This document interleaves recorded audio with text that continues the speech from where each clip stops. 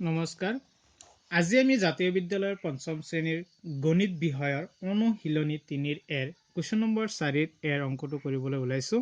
আপোনালোকে ভিডিঅ'টো স্কিপ নকৰাকৈ একেৰাহে চাই যাব, লগতে মোৰ চেনেলটো সাবস্ক্ৰাইব কৰিব, লগতে বেল আইকনটো দবাই দিব যাতে মই দিয়া নতুন নতুন ভিডিঅ' আপোনালোকে লগে লগে পাই যায়। আহক এতিয়া আমি ভিডিঅ'টো আৰম্ভ কৰোঁ। ৪ এ নম্বৰ অংকটো কি দিছে যে ২৩২ ৮ৰ গুণিতক হয় নে নহয় পৰীক্ষা কৰা। আমি ২৩২ ৮ৰ গুণিতক যদি আমি ওলাও, আমি কি কৰিব লাগিব? হৰণ কৰিব লাগিব। ৮ দি ২৩২ক হৰণ মানে ভাগ কৰা। মৰমৰ ছাত্ৰ ছাত্ৰীসকল, তোমালোকে ক্লাছ 4ত হৰণৰ বিষয়ে শিকি আহিছা যে আমি বাৰে বাৰে বিয়োগ কৰি বাৰে বাৰে যোগ কৰি আমি কেনেকৈ হৰণ কৰিব পাৰি। এতিয়া আমি মৰমৰ ছাত্ৰ ছাত্ৰীসকল, তোমালোকে প্ৰথমে ৮ দি ২৩২ক কি কৰা? হৰণ কৰা। যে ৮ দি ২৩২ক যদি হৰণ কৰিলে সহজভাৱে ইয়াত এইটো হৈছে এককৰ ঘৰত আছে, এইটো আছে দশকৰ ঘৰত আছে, এইটো আছে শতকৰ ঘৰত। মৰমৰ ছাত্ৰ ছাত্ৰীসকল, তোমালোকে এটা লক্ষ্য কৰিবা যে ইয়াত আছে ৩টা ডিজিট নাম্বাৰ, অংক আছে কেইটা? ৩টা, ১ ২ ৩। ইয়াত যদি ৩টা অংক থাকে, ওপৰতো ভাগফল কেইটা অংক ওলাব? ৩টা অংক ওলাব। এইটো ভালদৰে লক্ষ্য কৰিবা। মৰমৰ ছাত্ৰ ছাত্ৰীসকল, তোমালোকে প্ৰথমে ইয়াত শতক স্থানৰ অংকটোক আমি কি কৰিম? ৮ দি হৰণ কৰিম, তাৰপিছত দশক, তাৰপিছত একক, এনেকৈ গৈ থাকিব। এতিয়া প্ৰথম ইয়াত আছে ২, ৮তকৈ সৰু আছে ২। এতিয়া যদি আমি এই ২ক যদি আমি ইয়াত হৰণ কৰো, যে ৮ৰ আমাৰ কি নেওতাটো জানিব লাগিব। ৮ শূন্য গুণ ০, ৮ ১ গুণ ৮, ৮ ২ গুণ ১৬, ৮ ৩ গুণ ২৪, ৮ ৪ গুণ ৩২, ৮ ৫ গুণ ৪০, ৮ ৬ গুণ ৪৮, ৮ ৭ গুণ ৫৬, ৮ ৮ গুণ ৬৪, ৮ ৯ গুণ ৭২, ৮ ১০ গুণ ৮০। এতিয়া আমি ইয়াত কি কৰিম? ২টো সৰু আছে, এতিয়া আমি কি মাল্টিপ্লাই কৰিব লাগিব? ইয়াত 0 মাল্টিপ্লাই কৰিব লাগিব। ইয়াত কি 0 আমি যদি মাল্টিপ্লাই কৰো, ৮ শূন্য গুণ কিমান? ০। এতিয়া ২ৰ পৰা ০ যদি আমি বিয়োগ কৰো, কিমান হ'ব? ২ হ'ব।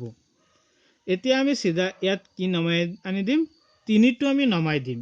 এতিয়া ৮ ২৩ক আমাৰ কি কৰিব লাগিব? হৰণ কৰিব লাগিব। এতিয়া ৮ যদি আমি ২৩ক হৰণ কৰো, কিমান মাল্টিপ্লাই কৰিব লাগিব?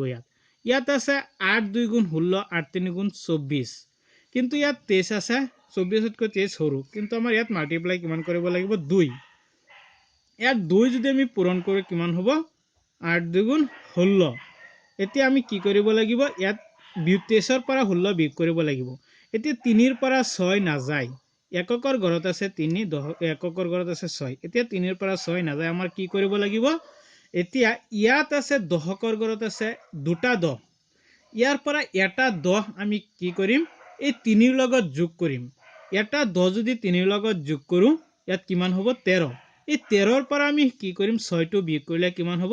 ১৩ৰ পৰা ৬ বিয়োগ কৰিম, ইয়াত কিমান হ'ব? 7, 7।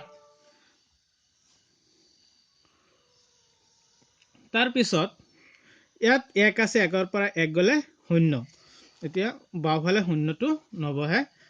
এতিয়া ইয়াত বাকী কি আছে? ২ আছে, এই ২টো আমি চিধা চিধি ইয়াত কি কৰি দিম? নমাই দিম। এতিয়া ইয়াত আছে ৭২। এতিয়া কিমান মাল্টিপ্লাই কৰিলে ৭২ হ'ব? ইয়াত কিমান হ'ল? ৯ মাল্টিপ্লাই কৰিলে আমাৰ কিমান হ'ব? ইয়াত যদি ৯ মাল্টিপ্লাই কৰো, 9 মাল্টিপ্লাই কৰিলে কিমান হ'ব? ৭২। অৰ্থাৎ ৯, ৮ ৯ গুণ কিমান? ৭২। এতিয়া ইয়াৰ ৭২ৰ পৰা ৭২ আমি যদি বিয়োগ কৰো, কিমান হ'ব? 0 ওলাব। এতিয়া আমাৰ বাঘে কিমান ওলাইছে? এতিয়া এইটো কোৱা হয়, মৰমৰ ছাত্ৰ ছাত্ৰীসকল, তোমালোকে ক্লাছ 4ত পাই আহিছা যে যাক হৰণ কৰা হয় এইটো কোৱা হয় বাজ্য, আৰু যি সংখ্যা দি হৰণ কৰা হয় এইটো কোৱা হয় বাজক, আৰু এইটো কোৱা হয় ওপৰত যি ফল ওলাইছে হৰণ ফল, এইটো হৰণ ফল বা ভাগফল বুলি কোৱা হয়। আৰু বাকী যি থাকে বিয়োগ কৰি আমি যি লাষ্টত পাওঁ, এইটো কি কোৱা হয়? বাঘে বুলি কোৱা হয়।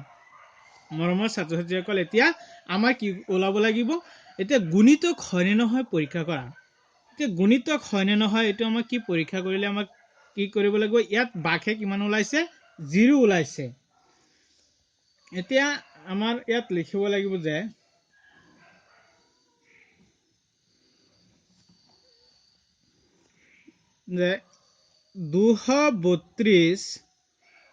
232 কিমান দি আমি হৰণ কৰিছো 8 ৰে হৰণ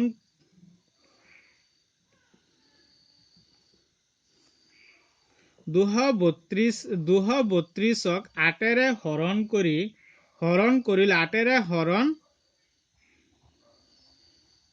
ৰে হৰণ কৰিলে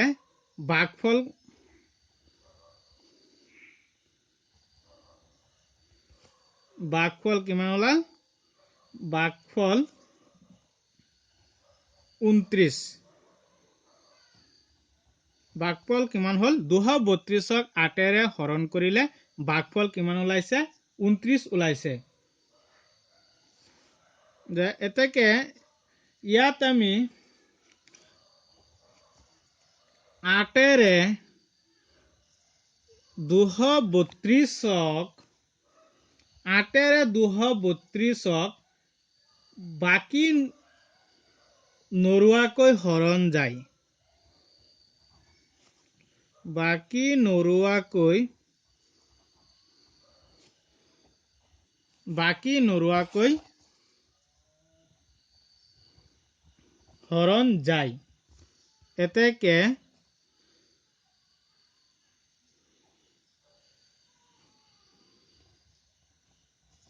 232 সংখ্যাটো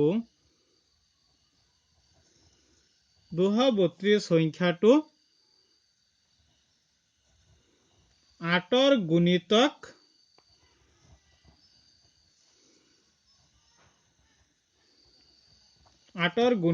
হয় যে 232 সংখ্যাটো 8ৰ গুণিতক হয় মৰমৰ ছাত্ৰ ছাত্ৰীসকল তোমালোকে এতিয়া নিশ্চয় বুজি পাইছা যে যদি শূন্য যদি আমাৰ বাঘে ওলাই তেতিয়া হলে এই সংখ্যাটো কি হ'ব এই সংখ্যাটো 8ৰ গুণিতক হ'ব মানে যদি শূন্য নোলাই আমাৰ কি হ'ব গুণিতক কেতিয়াও নহয় কিন্তু যদি শূন্য ওলাই তোমালোকে কি বুলি লিখিবা যে যদি শূন্য ওলাই সেই সংখ্যাটো কি হয় গুণিতক হয় মৰমৰ ছাত্ৰ ছাত্ৰীসকল তোমালোকে 4ৰ বি আৰু চি নম্বৰ এই দুটা অংক তোমালোকে নিজে কৰিবা ধন্যবাদ